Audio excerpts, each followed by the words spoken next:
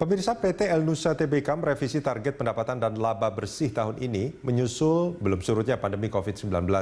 Bagaimana El Nusa menyiapkan strategi bisnis di tengah pandemi? Kita akan membahasnya bersama Direktur Utama El Nusa, Ali Mundakir. Selamat pagi Pak Ali Mundakir. Selamat pagi Mas Rudi dan seluruh pemirsa Berita Satu. Terima kasih banyak Pak sudah hadir bersama kami di Berita Satu. Ini kalau bicara soal bisnis El Nusa, ini pandemi kan banyak berdampak signifikan terhadap banyak bisnis, termasuk juga ke El Nusa ya Pak? Ya betul Mas Rudi. Berapa besar dampaknya Pak? Ya kalau kita berbicara mengenai berapa besar dampaknya, tentu saja kita mesti melihat skala pandemi ini secara global ya, bahwa dengan kondisi pandemi sekarang ini ya, seluruh perusahaan oil and gas itu kemudian menurunkan rencana biaya investasi mereka dan juga biaya operasi.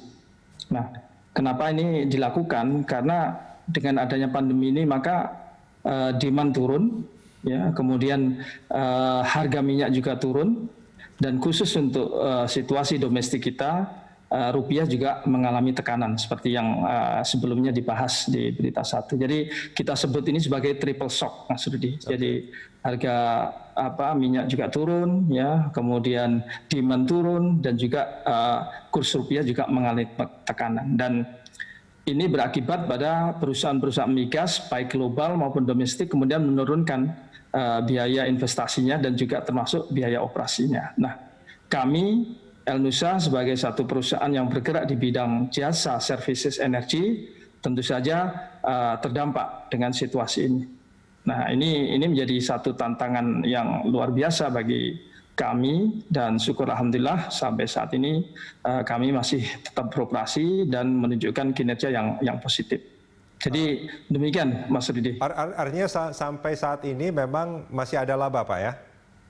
Betul Mas Rudi. Oke. Dan ini juga ditunjang ya oleh satu fondasi yang kuat di struktur bisnisnya El Nusa. Karena El Nusa ini lini bisnisnya ya, portofolinya cukup lengkap. Dari services di bidang upstream, kemudian di bidang downstream ya, dalam pengelolaan energi dan juga distribusi energi, yaitu BBM dan LPG, dan kita juga mempunyai jasa-jasa penunjang, fabrikasi, pengelolaan data, dan sebagainya. Jadi dengan portofolio yang beragam ini, ya, dan situasi krisis seperti ini malah justru blessing in disguise, karena masing-masing lini ini bisa saling menunjang kekurangan satu dan ditutup dengan yang lainnya. Begitu Mas Rudi.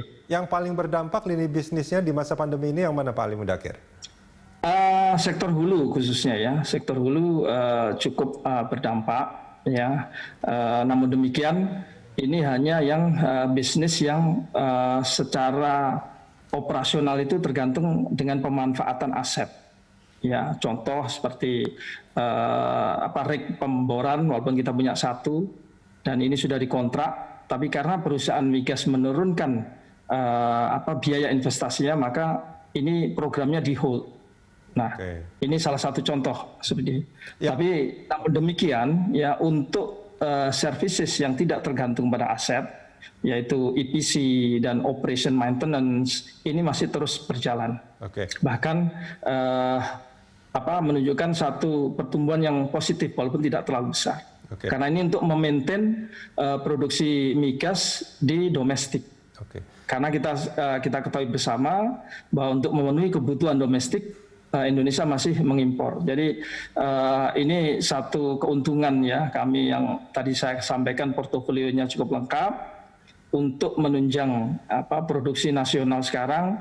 Operation and maintenance ini masih berkontribusi positif, Mas Rudi. Kalau laba bersih, target laba bersih di awal tahun itu sampai akhir tahun nanti itu sampai berapa Pak Ali Mundakir? Ya. Tentunya memang ini sangat berkorelasi ya dengan yang tadi saya sampaikan, kondisi makroekonominya ya, karena ini baik global maupun domestik ya, penurunan capex maupun opex perusahaan migas itu bisa mencapai 20-30%, Mas Rudi. Dan itu akan berpengaruh sebanyak itu juga terhadap revenue dan Ya, ini akan berkorelasi linier ya dengan target pencapaian revenue maupun labanya El Nusa. Oke. Jadi kami memperkirakan ya akan turun di kisaran 25%. Oke, Tapi yang lebih penting adalah kita tetap optimis dan menjamin pada para pemegang saham ya bahwa kinerja El Nusa akan tetap positif sampai dengan akhir tahun. Oke, baik. Ini menarik sebetulnya kalau kita bicara soal target revenue dan laba. Di sisi lain sebetulnya tadi Anda mengatakan juga ini juga berpengaruh terhadap rencana investasi dan juga biaya operasional dan segala macam. Betul. Nah ini sampai berapa besar dampaknya Pak Ali Mundakir? Ya memang satu karena kita mesti berpikir bahwa kue yang akan yang dikerjakan oleh El Nusa ini kan juga turun ya. Nah tentu saja kita akan menyesuaikan biaya investasi. Ya, dan kebetulan nih angkanya juga mirip-mirip nih Mas Rudi. Jadi di kisaran 20%. Jadi kalau kita di awal tahun itu sudah menyampaikan target biaya investasi kita itu sekitar 1,4 triliun. Ya, maka dengan situasi pandemik ini kita mulai menyusun kembali skala prioritas.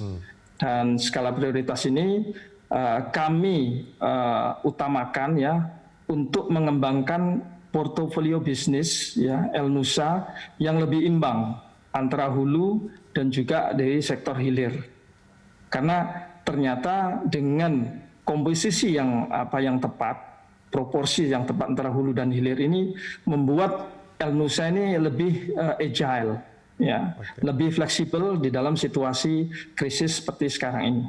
Nah, inilah yang akan kita tingkatkan terus sehingga kami proyeksikan dari target 1,4 triliun rencana investasi yang mudah-mudahan bisa tercapai paling tidak 80% dari itu, Mas Rudi. Oke, yang ini akan ada proyek-proyek yang tertundakah karena ada beberapa sekitar 20%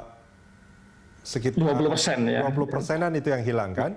Ada yang tertundakah atau bagaimana? Jadi kita susun skala prioritas, Mas Rudi. Jadi pada sektor-sektor jasa yang langsung bisa menghasilkan revenue itu yang kita utamakan. Ya, contoh kita akan meningkatkan peralatan-peralatan di services di upstream ya untuk operation maintenance sehingga klien juga tetap terjamin ya service yang kita berikan. Kemudian kita juga akan menambah di sektor hilirnya. Jadi ada beberapa penguatan di sarana dan fasilitas depot-depot BBM ini dalam rangka menunjang Pertamina khususnya untuk penyaluran BBM maupun LPG di luar Jawa. Jadi kami juga terus meningkatkan sinergi dengan PT Pertamina Persero yang masih merupakan captive market terbesar dari El Nusa. Jadi pertama untuk hulu dan untuk sektor hilir ini juga kami terus tingkatkan dan itu semuanya perlu investasi yang kita proyeksikan bisa 80% dari target tahun ini, Mas. Pak Ali Mundakir, kita jeda sebentar. Kita akan lanjutkan ini di segmen berikut. Pemirsa jangan kemana-mana, Corporate Action masih akan kembali usai jeda.